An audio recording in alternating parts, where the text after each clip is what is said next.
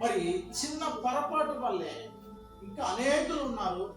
దేవుడు వాళ్ళని ఒక స్థితిలో ఉంచుతూ అనుకునేలేకే మరి లోకం వైపు చూసి శరీరాశను బట్టి నేత్రాశను బట్టి చాలా మంది కూడా బాధ పడ్డారు. తెలుసుకోవచ్చు జీవితంగా మనము గమనించాలా. పాపము చిన్నదాన్ని మనం వదిలేస్తామే. మనం వర్షాకాలం అప్పుడు చూస్తారా, మనం తిన్నటువంటి విత్తనము అక్కడక్కడ వేస్తూ ఉంటాం. సీతాఫలం ఉన్నప్పుడు సపోటా పొలం మనం తింటాం కదా, ఆ విత్తనాలు ఏం చేస్తాము అక్కడక్కడ పై వదిలేస్తూ ఉంటాం. అది వర్షాకాలం తడిసి మొలకెత్తితే తెలుసుకోవచ్చు విధంగా మనం అంటాం ఇది ఏం చెట్టు అని పిలవంటే ఇది ఫలానా సీతాఫలం చెట్టు అని మనం చెప్తూ ఉంటాం. తెలుసుకోవచ్చు విధంగా అక్కడికి ఎలా వచ్చింది? అప్పుడు మనం తిని పడేసామే, మనం తినకావచ్చు, మన పిల్లలు తిని పడేసామే. అది వర్షాకాలం మనం నీళ్ళు తగలగా లేకపోతే మనం చల్లేటప్పుడు నీళ్ళు తగలగా ఒక దినానది పెరిగి కొంచెం మొగ్గరాంగానే ఇది ఏం చెట్టు అని మనము ఆ చెట్టును బట్టి మనము మన చెట్టు తెలుసుకోవచ్చు విధంగా. ఎప్పుడు తిన్నాము? ఎప్పుడో తిన్నాము. అసలు మనం వేసామో గుర్తులేదు, అది బతికి దగ్గర గుర్తులేదు. కానీ రోజులు కలవగా, నెలలు కలగా, సంవత్సరాలు కలగా ఒక దినాన అది మొలకెత్తినప్పుడు ఆ చెట్టును బట్టి అలా చెట్టు అంటామే.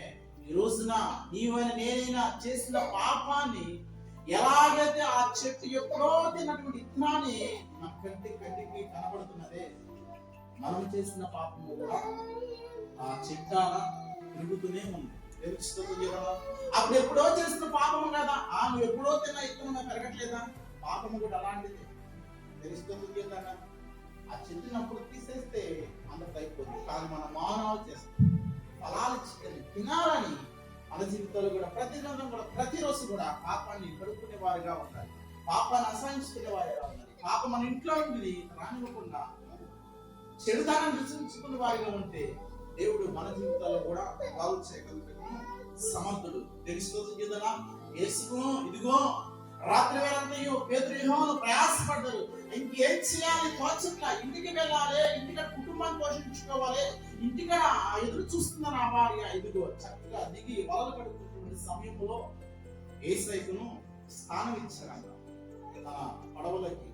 ఎప్పుడైతే ఆహ్వానించారో, ఇప్పుడు చెప్తున్నాను కదా, అయ్యా రాత్రంతా మేము ప్రయాసపడి ఉన్నాము, చేప పడవలేదు. మేము సముద్రంలో ఎక్కడ ఏ చేప ఉందో మాకు తెలుసు, ఎక్కడ వలలు వేయాలో తెలుసు. ఇదిగో మా జీవితం అంతా, మా ప్రాణి, మా వృత్తి కూడా ఇదిగో చేపలు పట్టి వాళ్ళమే. మాకు ఎక్కడ వలలు వేయాలో తెలుసు. కానీ రాత్రి అంతా ప్రయాసపడుతుంది, మాకు కొత్త చేపలు కూడా పడలేదని వాళ్ళు వలలు పెట్టుకుంటే దీనత్వంతో ఇదిగో యేసయ్య వాళ్ళు చూసేవారు. ఇదిగో ఈ రోజున స్థానం ఇస్తారా? నా మాట ఆలోచిస్తారా? నా మాట నీ హృదయంలో ఉంచుకుంటారా? వాళ్ళు వెనక ముందు ఆలోచించుకుంటారు, యేసయ్య చేర్చుకుంటారు. స్తోత్రం చేద్దాం. యేసయ్య ఒక వడ్రింగ్ యొక్క కుమారుడు. స్తోత్రం చేద్దాం. హల్లెలూయా అన్నారా? చూసాను పోయా, నువ్వు మాకు చెప్తున్నావా? నీ తండ్రి ఎవరు? వడ్రింగ్ కుమారుడు కదా, ఈయన మాట మనం వినేది. నీ పేతురు సీమోను అనుకున్నారా? స్తోత్రం చేద్దాం. హల్లెలూయా అనుకోవాలా, విశ్వసించారు, నమ్మారు. ఇదిగో స్థానం ఇచ్చారు. ఎక్కగానే ఇప్పుడు వలలు వేయమని అప్పుడు కూడా రాత్రంతా ప్రయాసం నీ మాటను బట్టి మేము వలలు వేయించుండగా ఎనుబడి అమ్మ లాగలేకపోయారా? స్తోత్రం చేద్దాంగా. మరి ఈ రోజున మన ధోనిలో ఉన్నాడు యేసయ్య. మన ధోనిలో ఉంటే యేసయ్య మాట వింటున్నావా? వింటే మన జీవితాలు మారుతాయి కదా, వింటే మన జీవితాలు బాగుంటాయి కదా. వాళ్ళు ఆ చేపలు కూడా లాగలేకపోయారంట. ఎలా సాధ్యమైంది? యేసయ్యను చేర్చుకోక ముందు ప్రయాసపడ్డారు. ఈ రోజున మనము కూడా ప్రయాసపడుతూనే ఉంటున్నాము. యేసయ్యకి ఇవ్వాల్సిన సమయాన్ని ఇవ్వట్లేదు. యేసయ్య చేర్చుకోలేకపోతున్నాము. యేసయ్య యొక్క మాటను మనము అంగీకరించలేకపోతున్నాము, ప్రయాసపడుతున్నాము. ఆ ప్రయాసకు అర్థము కూడా మనకు చెప్పట్లేదు. ఏంటంటే ఆ ధోనిలో యేసయ్య లేడు. తెలుసుకోవచ్చు కదా. నిజంగా యేసయ్య మాటను ఎక్కువగా వాళ్ళు విస్తారమే ఆ జీవితంలో పట్టుకుంటే ఆశీర్వాదాలు చూడాలంటే యేసయ్యకు స్థానం ఇవ్వాలి, చేర్చుకోవాలి, నమ్మాలి, విశ్వసించాలి. ఆయన నమ్ముటని వలనైతే నమ్ముల వారికి సమస్తము కూడా సాధ్యం. కాబట్టి ప్రేమినాథునికి వింటారా, పాపం చిన్నదే, చిన్న అగ్గిపుల్ల అడవి అంతను కూడా తగలయచ్చు. నేను స్తోత్రం చేద్దాం. చిన్నది అగ్గిపోలా మన నోరు కూడా చిన్న మాటే ఒక రోజున ఏమైపోద్ది స్తోత్రం చేద్దాం.